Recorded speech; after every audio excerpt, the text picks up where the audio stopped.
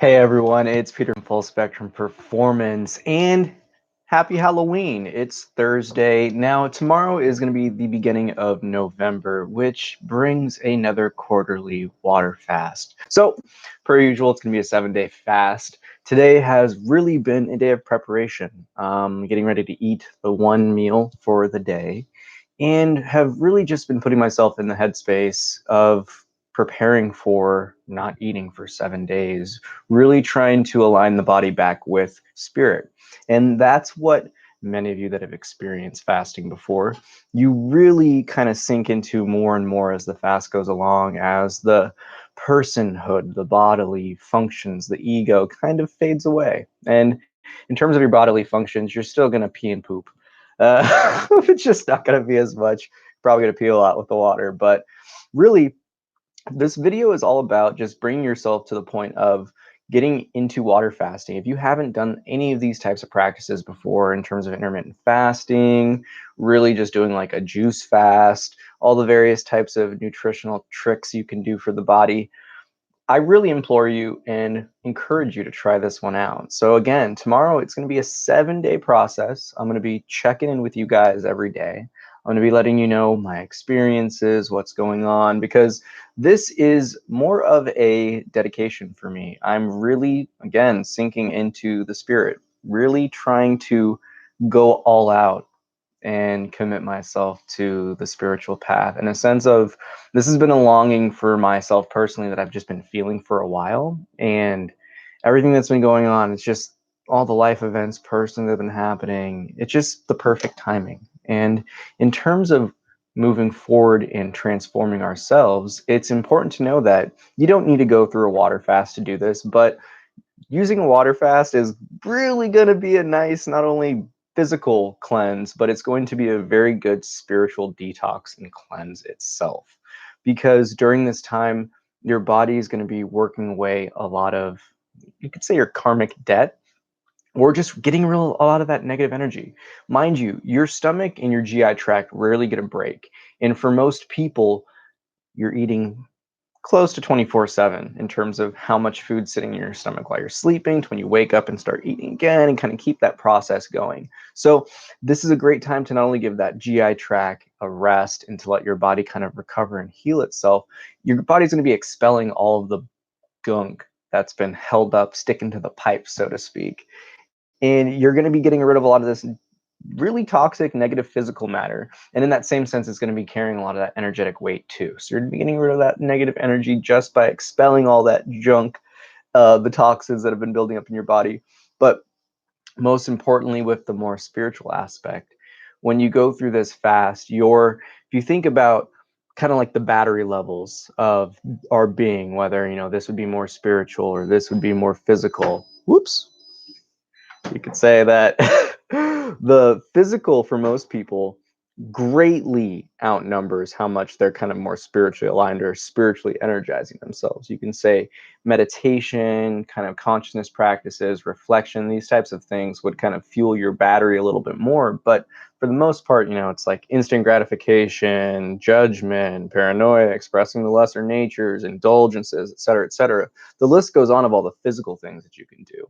So when you don't feed the body, you're not getting all that kind of energy in these things. You're not really feeding it in that sense because honestly, those things, they lose a lot of interest for your consciousness and your awareness when you're not eating certain foods. It's going to be a very eye-opening experience if you haven't witnessed this before. But when all of the kind of physical nonsense and inner chatter quiets down, you can start to see and recognize more and more of your inner self, your pure being. And for a water fast, one of the biggest purposes is to realign yourself. It's to clean out the body inside and out. And when you go through this process of kind of quieting the physical feedback and the physical background noise, you're going to experience a detachment, so to speak. And it's with this detachment that you're going to observe some more space, some more quiet and calm within you.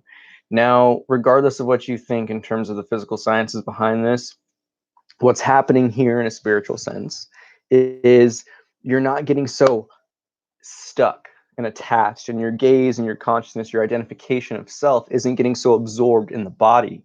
And when you go through this process, you kind of start to shift to more of a universal energetic being rather than consuming food. In terms of the physical matter, you're consuming pranic, energetic matter. You're consuming that with each breath. And when you start to transition yourself in this conscious understanding, you really do start to transform the body and how it starts to respond to a water fast. So in the first few days, for most people that are fasting, you're going to be fine. But in the third and fourth day, you may start to get sick. Now, if you really commit yourself to this energetic sense, spend some time meditating, focusing on your breath, and really grounding and rooting yourself in nature, those third and fourth days are going to be cake for you, because you're going to start to really expel a lot of those toxins. Because in truth, that's what's really going to be causing a lot more of the problem for people as you switch to ketosis physically. But you're expelling a lot of these toxins, your body's purging, it's starting to almost go through withdrawal with a lot of the processed foods that most people eat. So those days you're going to be getting rid of that. But in terms of the third and fourth day on that pranic sense, if you really start to focus on your energetic body, your energy, your own internal chi, your fire, then you're going to be able to really capitalize on the transformation that happens in these third and fourth days to push you even better for a 5, 6, and 7 water fasting day. So you're going to really try to kick that pranic engine, so you're going to be more of an energetically aligned being. Now, if you fasted the first couple times, you may not experience that. But if you do keep at it and you do go about it in the sense of consciously understanding that when you're breathing in, you're taking in energy. When you start to shift how you perceive the world, it's going to start giving you different types of feedback. So that's really more what I'm trying to push you at in terms of seeing things on this energetic sense. But it's a water fast, yo. Like, regardless of what you think about it, you're going to gain so many physical properties that are just going to be magnifique. You're going to lower your cholesterol. You're going to lower your blood pressure. You're going to lose a lot of fat if you have a lot of it. You're not going to keep that excess skin because your body's going to start to break all that stuff down. You're going to lower your cancer rates. You're going to lower so many different diseases. You find that people with eczema and different types of skin diseases, that kind of clears itself up with prolonged water fasting. You can get your regulation, or rather you can get your diabetes in check because your insulin regulators start to work a little bit better, and your body just starts to process itself and how it's supposed to work a little bit more efficiently. So if you think about when people gain a lot of weight, one of the problems of why people can't lose it is because really the system's a little bit broken down. You could say that when you gain so much fat, the body gets into its adaptation mode where it's like, oh, let's store this up, let's store this up, let's store this. But it's like, whoa, whoa, whoa, we don't burn that. No, hold up. So water fasting is kind of like a forced reset on that entire system. So if you have stubborn fat, if you have been at the same weight and you've hit that plateau and you just can't lose that stubborn weight, try water fasting. It's going to blow your mind. And one of the most important things is you can still work out. I encourage you to still work out. You may not want to lift super heavy on those third and fourth days as your body adjusts to the different energy sources that it's going to transition into, but you can still exercise, lift weights, casual stuff, stretch, yoga. And most importantly, water fasting is for the spirit. So meditate, meditate, meditate, meditate, whether it be your physical sense of meditation, getting in that zone when you're running around doing some type of physical activity, or for myself, I prefer the stillness form where I'm sitting comfortably and calmly and letting go. So each person has their own practice, but we're almost getting to that 10-minute mark, and I want to wrap this up. I want to eat my meal for the night because it's going to be the last meal for 7 days. It's getting exciting. It's kind of like the anticipation's building, but realistically, I've been yearning for this break for so long.